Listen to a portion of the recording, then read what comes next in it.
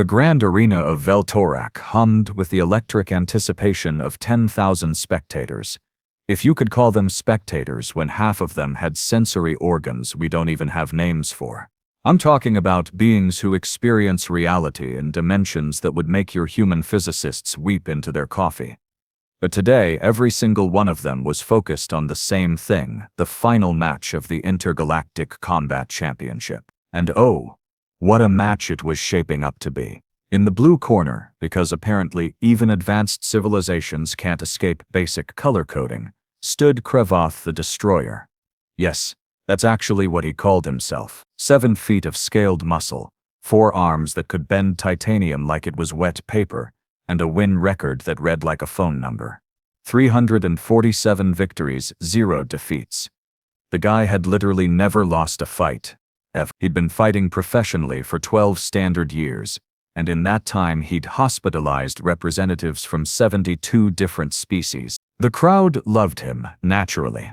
Nothing says entertainment like watching someone turn their opponents into abstract art. Krevoth stood there in his corner, all 4 arms flexed, his reptilian face split in what his species considered a smile but what most of the galaxy recognized as the expression you make right before you eat something, still screaming. His scales gleamed under the arena lights, deep emerald shot through with veins of gold. His sponsor's logo was tattooed across his chest in bioluminescent ink that pulsed with each heartbeat. He was, in every measurable way, a walking advertisement for violence, and he knew it. Oh, did he know it? The ref, a floating Zerathian consciousness housed in a containment sphere, because apparently we needed someone who literally couldn't be physically intimidated, drifted between the 2 corners. Fighters approached the center. Krevoth strode forward with the confidence of someone who'd never had to question their place in the universe. His footsteps actually left small cracks in the reinforced combat flooring. The crowd roared. Someone in the upper decks was waving a banner that said "Destroy her" in 7 different languages simultaneously. Subtle, right? Now, the red corner. This is where it gets interesting. Lena Kowalski stepped forward, and I kid you not, half the arena actually laughed. Not the nervous laughter you hear when something unexpected happens. No, this was the kind of laughter that comes from pure, unfiltered disbelief. Because Lena Kowalski was human. 5 foot 6 inches of primate evolution from a backwater planet that most galactic citizens couldn't find on a map without help. She weighed maybe 120 soaking wet. No scales, no armor plating, no redundant organs, no combat claws, no venom sacs, no psionic abilities, nothing. Just pale skin that looked like it would tear if you sneezed on it too hard. Brown hair pulled back in a simple ponytail, and dark eyes that, well, we'll get to those eyes. She wore the standard combat suit form-fitting synthetic weave designed to move with the body, but on her it looked almost ridiculous, like dressing up a house cat in tactical gear. The suit was meant to offer minimal protection while allowing maximum mobility, but looking at her next to Krevoth was like comparing a toothpick to a battering ram. The betting pools had gone absolutely insane. Krevoth was favored at odds of 300 to 1.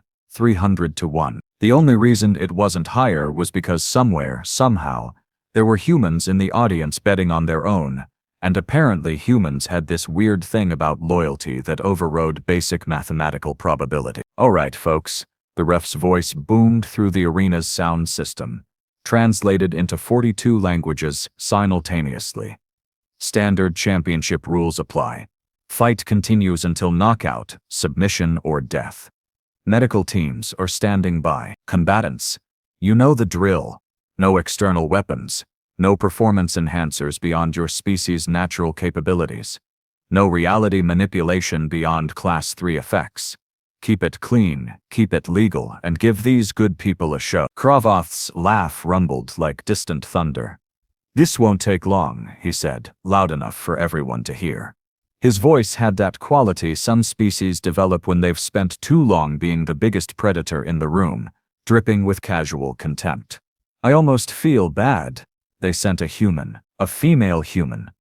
What? Did they run out of actual warriors? A few species in the crowd cheered. Others shifted uncomfortably. See, humans were relatively new to the galactic stage, only about 40 years since first contact, and they had this unfortunate reputation as the galaxy's favorite underdogs. Scrappy little primates from Earth who'd somehow managed to punch above their weight class in just about every field they entered. But combat? Physical, no-holds-barred arena-style combat? That was supposed to be where biology mattered, where evolution had the final say, and by every measurable metric, humans shouldn't even be in the conversation. Lena said nothing. Just stood there, hands loose at her sides, weight balanced. Her expression was completely neutral, not scared, not angry, not even particularly interested, like she was waiting for a bus that was running late. The ref drifted backward.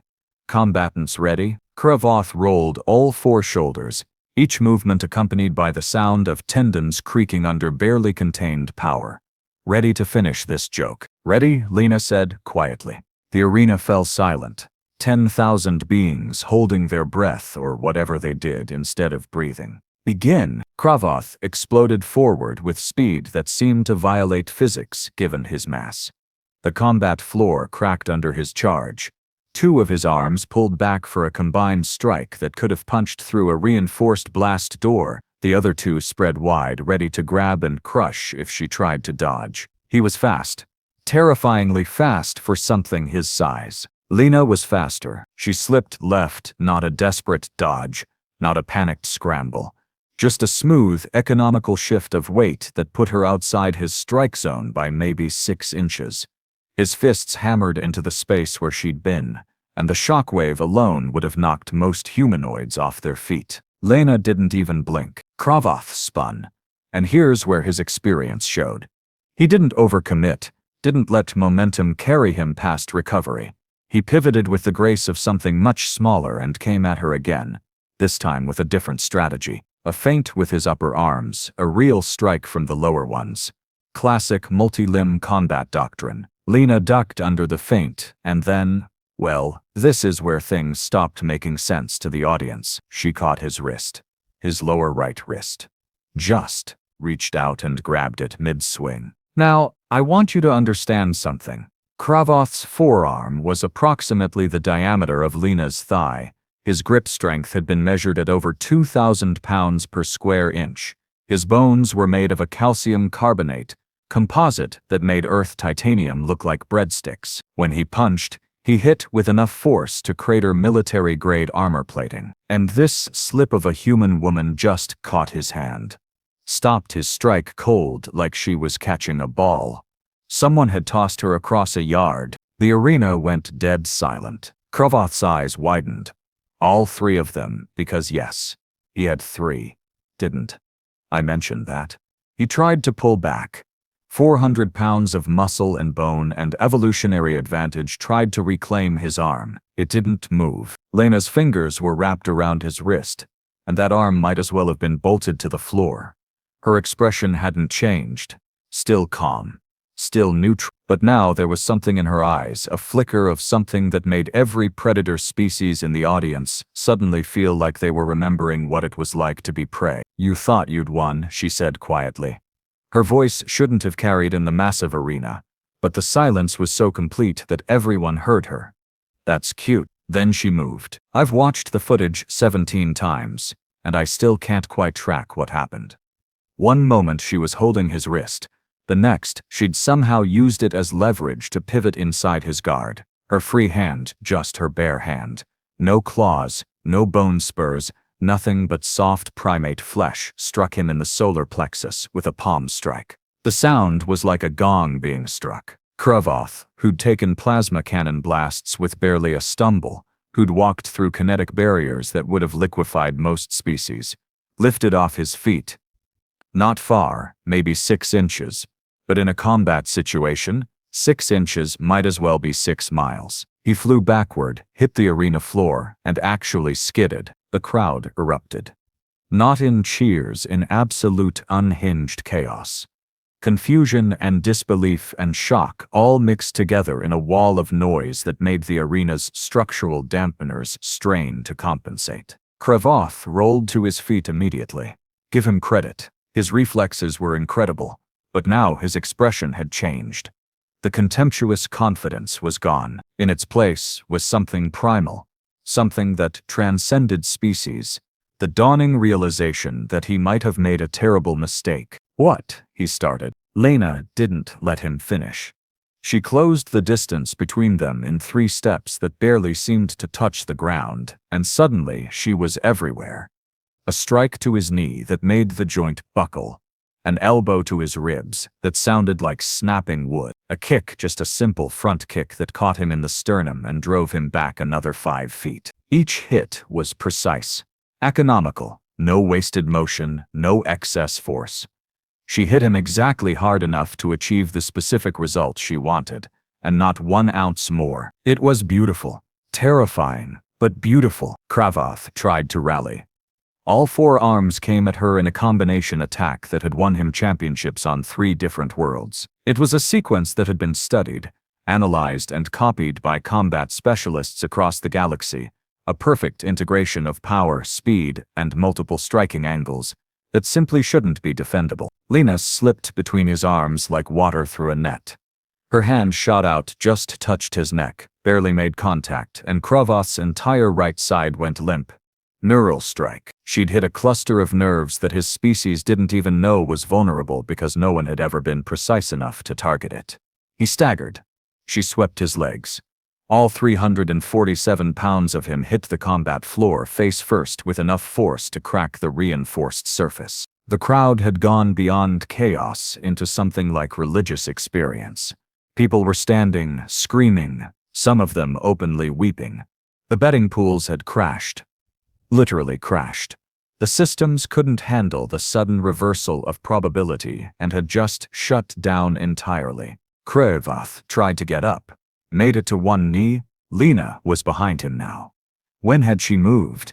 And she had 1 hand resting lightly on his shoulder. "Stay down," she said, not threatening, not gloating, just stating a fact. He tried anyway. Because that's what champions do, right?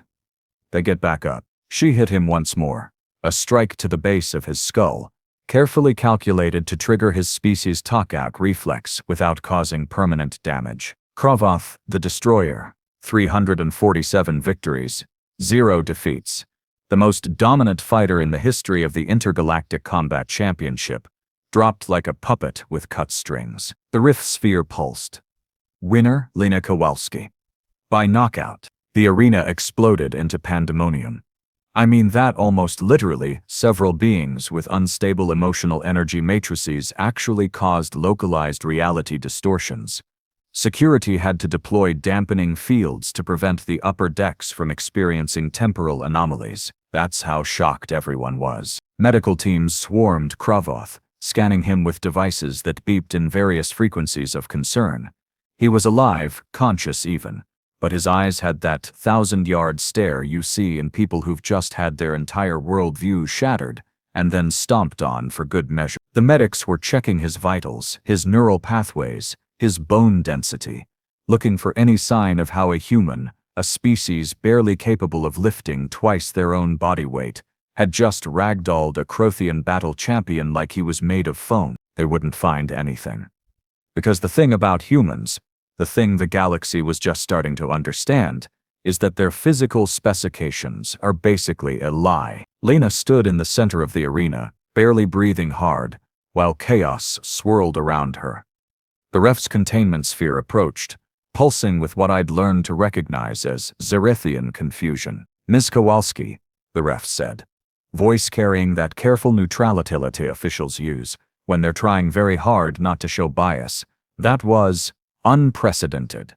For the record, and for the inquiry that will absolutely follow this match, can you confirm that you used no external enhancements, no drugs, no cybernetics, no psionic amplifiers, no genetic modifications beyond standard human baseline? Lena rattled off. She'd clearly been through this before. "I'm happy to submit to any testing you want. Blood work, neural scan, full genetic sequencing. Same as always." "Same as always," the ref repeated, and, yeah, there was definitely a note of weary resignation in that electronic voice. "Right. Of course. Because this is the 4th champion you've defeated this season." The crowd was still roaring. Camera drones swarmed around Lena like particularly aggressive insects, broadcasting her face to billions of viewers across the galaxy. In betting houses on 3,000 worlds, people were either celebrating wildly or staring at their empty accounts in mute horror. The human sections of the arena, and yes, there were human sections now because 40 years after first contact, humans had spread through the galaxy like a particularly determined infection, were absolutely losing their minds. One section was chanting something. I enhanced my audio receptors to make it out. Earth, Earth, Earth. Real creative, primates. But I had to admit, there was something visceral about it. Something that made my scales itch. A reporter managed to break through security. A Valexian, all tentacles and too many eyes, microphone clutched in what I assumed was an appendage. Lena Kowalski. How does it feel to be the first human to hold the championship title? What do you say to those who claim humans have no place in combat sports? Lena turned those dark eyes on the reporter, and I swear the tentacled being actually flinched. I'd say they should watch the tape, she said simply. Then she started walking toward the exit tunnel, but the galaxy wasn't done with her yet. Wait, a voice boomed across the arena, amplified by expensive vocal enhancers. The crowd's roar died to a confused murmur. A figure emerged from one of the VIP boxes. Tall, bipedal, covered in what looked like living metal that shifted colors in the light. Thorian. Oh, this was bad. Thorians were one of the oldest warrior races in the galaxy. They'd been fighting wars when Earth was still cooling from planetary formation. And this particular Thorian was wearing the insignia of a Blademaster, which meant he'd killed at least 50 opponents in sanctioned duels. His name was Vextral, and he was a living legend. 203 years old, which for a Thorian was prime fighting age. He'd trained 17 galactic champions across various weight classes and disciplines. He'd written 3 books on combat theory that were required reading in military academies on 70 worlds. And he looked angry. You, he pointed at Lena with a finger that could have doubled as a spear point, are a fraud. The arena went dead silent again. You could have heard a pin drop if pins made sounds when they dropped in atmospheres with different acoustic properties than Earth's. Lena stopped walking, turned slowly. Excuse me. A fraud, Vextral repeated, descending from the VIP section with movements that were somehow both graceful and threatening. I've watched you fight 4 times now. 4 champions, 4 victories. And I've studied the footage of every match frame by frame. Do you know what I've concluded? I'm sure you're about to tell me, Lena said, and there was an edge to her voice now. A warning. Vextral ignored it. Or maybe he didn't recognize it. You are not fighting fair. Oh, you're passing the tests. I'll grant you that. No external enhancements. No chemical aids. Nothing that shows up on our scans. But there's something else. Something in how you move, how you strike. How you seem to know exactly where your opponent will be before they move. It's not natural. It can't be natural. Can't be? Lena's eyebrow rose. Or you just can't accept that a human beat your best student. The crowd gasped. Because yeah, Kravoth had trained under Vextral. Everyone knew that. The Blademaster's metallic skin flared from silver to angry red. My student was unprepared for trickery. If you're so confident in your abilities, prove it. Fight me. Right now. No rules, no restrictions. Just combat in its purest form. The ref's sphere practically vibrated with alarm. Master Vextral. I cannot sanction an unsanctioned bout. Especially not. Then don't sanction it, the Blademaster snapped. Call it an exhibition. Call it whatever you want. But this human needs to be exposed for what she is. Security forces were moving in now, heavily armed beings whose job was to prevent exactly this kind of situation. But the crowd was chanting now, a rhythmic sound that transcended language. Fight! Fight! Lena looked at Vextral. Then at the crowd. Then at the security forces closing in. She sighed. Actually sighed. Like this was all very tiresome, and cracked her neck. The sound carried in the silence, sharp as breaking bone. Fine, she said. But when I win, you're going to do something for me. Vextral laughed. It sounded like metal scraping metal. When you win. Bold. What do you want? An apology. Public. Broadcast across every channel. Admitting that humans can fight, that we're not frauds, and that maybe, just maybe, your species doesn't have a monopoly on combat excellence. The Blademaster's eyes narrowed. And when I win, won't happen. But sure, if somehow you manage it, I'll retire. Leave the circuit entirely. Will that satisfy your ego? Vextral's metallic skin shifted back to silver. Deal. The Riff gave up. Fine. Fine. Medical teams, stay ready. Someone get me a liability waiver. And for the love of the founders, someone record this. Security backed off. The crowd went absolutely feral with excitement. In the betting houses that had managed to restart their systems, odds were being calculated at speeds that made quantum computers jealous. Lena and Vextral moved to opposite sides of the arena. The combat floor, already cracked from the previous fight, was hastily reinforced by maintenance drones that worked at frantic speed. No rules, Vextral called out. No mercy. Don't need mercy, Lena replied. Just need you to keep your word. The reft sphere pulsed. Combatants. Oh, what am I even doing anymore? Begin. Vextral moved like liquid lightning. 2 centuries of combat experience compressed into pure, efficient violence. His fighting style was nothing like Kravoth's brutal power. This was precision, technique, an art form developed over lifetimes. His first strike came from an angle that shouldn't have been physically possible. A spinning kick that utilized joints humans didn't even have. It should have taken Lena's head clean off. Should have. Lena leaned back exactly far enough for the kick to miss by micrometers. Wind from the strike made her ponytail flutter. She didn't counter. Just Vextral landed, transitioned immediately into a low sweep that he followed with 3 rapid strikes aimed at vital points. Throat, solar plexus, temple. Each strike was delivered with enough force to crack concrete. With perfect technique that had been refined over 2 centuries, Lena blocked the throat strike with her forearm, and Vextral's expression showed surprise at how solid the block was. Deflected the second with a palm and simply wasn't where the third strike landed. She'd shifted her head, maybe 2 inches, but it was enough. Interesting, she said. Thorian combat doctrine. Classical branch. You studied under Kelmaroth, didn't you? I recognize the signature patterns. Third movement, second form. Emphasis on joint exploitation. Very impressive. Vextral froze for just a microsecond. How do you— She hit him. Just once. A straight punch to his center mass that somehow found the one spot where Thorian living metal was thinnest, where the biology underneath was most vulnerable. The sound was like a bell being struck with a hammer. Vextral staggered backward, and for the first time in probably a century, he looked confused. That shouldn't. You can't know that weakness. It's not recorded anywhere.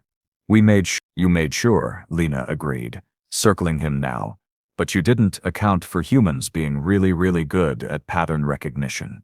You think we got to the top of our food chain on Earth by being the strongest, the fastest? We're not. We're not even close. We're just unnaturally good at figuring out how things work and exploiting it. She moved in again. This time, Vextral was ready. Or thought he was. He deployed every technique in his arsenal. Strikes, grapples, throws, joint locks. Things that had defeated master warriors from 100 species. Moves that required strength and speed and coordination that humans supposedly didn't possess. Lena countered everything. Not with superior strength or speed, but with something else. Knowledge.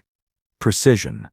An almost precognitive understanding of body mechanics and physical leverage that transcended simple technique. Every time Vextral committed to a strike, she was already moving to exploit the opening it created. Every time he tried to grapple, she manipulated angles and weight distribution to make his superior strength irrelevant. She made him fight his own momentum, his own power, his own centuries of ingrained responses. It was like watching someone solve a puzzle while the puzzle actively tried to kill them. The thing is, Lena said, her voice calm even as she ducked under a strike that would have decapitated most beings. You all keep making the same mistake. You see humans, and you think weak, small, soft. No natural weapons, no armor, no remarkable physical gifts.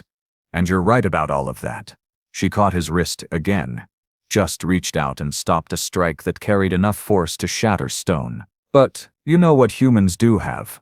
She twisted, used his own momentum to send him stumbling. Persistence, adaptability, and about 100,000 years of evolution that optimized us for one specific thing: endurance predation. We don't give up. We don't quit. We just keep coming, keep learning, keep adapting, until we figure out how to win. Vextral roared and came at her with everything he had left. A combination attack that utilized techniques from 17 different martial traditions, flowing together in a display that was genuinely beautiful to watch. Lena smiled. Actually smiled. Then she did something I still don't fully understand. She stepped into his attack instead of away from it. Moved right into the center of his combination, where all four of his striking angles converged. That zone of maximum danger where any sane fighter would have avoided at all costs. And somehow, impossibly, she threaded through it. Slipped between his strikes like smoke, like she existed in the negative space between attacks. Her hand touched his chest, barely made contact. Just a light tap right over where Thorian hearts beat. Vextral's eyes went wide. His whole body seized. That light tap had somehow delivered a shock through his living metal exterior, directly to his cardiac cluster, triggering an involuntary shutdown response. He fell to one knee. Impossible, he gasped. That technique, that's Thorian's secret knowledge. Only Blademasters knew, Lena corrected gently. She wasn't even breathing hard. Past tense. Because one of your former students wrote a memoir that was a little too detailed. And then humans got our hands on it, and you know what we did? We studied it, analyzed it, figured out the underlying principles, and then we made it better. She extended her hand to him. An offer to help him up. Vextral stared at that hand for a long moment. Then, slowly, he took it. Let her help him to his feet. The crowd was absolutely silent, watching this moment with held breath. You're right, the Blademaster said quietly. I owe you an apology. I owe your entire species an apology. He turned to face the arena, the cameras, the billions watching across the galaxy. I was wrong. Humans are not frauds. They are not weak. They are not lucky. They are, quite possibly, the most dangerous unarmed combatants the galaxy has ever seen. And it terrifies me. He looked back at Lena. How? How are you this good? Lena's smile was tired but genuine. Because we have to be. You want to know the truth. Humans are fragile. We break easy. We die from things that would barely inconvenience most of you. So we compensated. We spent millennia learning how to fight things bigger, stronger, faster than us. Because on Earth, almost everything was. And the ones who learned best survived long enough to pass on their knowledge. She glanced around the arena. You all see combat as a test of strength, of power, of natural gifts. We see it as a problem to be solved. And humans are really, really good at solving problems. The ref sphere pulsed. Well, this has been educational. Winner by, I'm not even sure what to call that. Lena Kowalski. Again, the crowd erupted. But this time it was different. Not shock or disbelief. This was something else. Recognition. Maybe. Respect. Fear. All mixed together in a sound that shook the arena's foundations. Lena waved to the crowd, just a small gesture, and headed for the exit tunnel. Behind her, medical teams swarmed Vextral, who waved them off irritably. As she disappeared into the tunnel, I heard one human in the crowd yell, "That's how we do it on Earth." And you know what? I couldn't even argue. Because watching Lena Kowalski fight wasn't just watching a human win. It was watching the galaxy realize that humanity's greatest weapon had never been strength or speed or any physical gift. It was the simple, terrifying fact that humans never stop learning, never stop adapting, never accept that something is impossible just because everyone says it is. Kravoth had thought he'd won before the fight even started. Vextral had thought humans were frauds who'd gotten lucky. They'd both learned the same lesson the hard way. When a human catches your hand mid-strike and stops it cold, the fight's already over. You just don't know it yet. And that, more than any physical advantage, is what makes humans dangerous. They don't just fight. They understand. And once they understand you, once they've figured out how you work, how you move, how you think, well, you'd better hope they're on your side. Because the galaxy's newest apex predators don't have claws or fangs or armor. They have something infinitely more terrifying: the patience to learn your weaknesses and the creativity to exploit them. 3 months later, enrollment in human-taught combat courses across the galaxy increased by 4,000%. Funny how that works.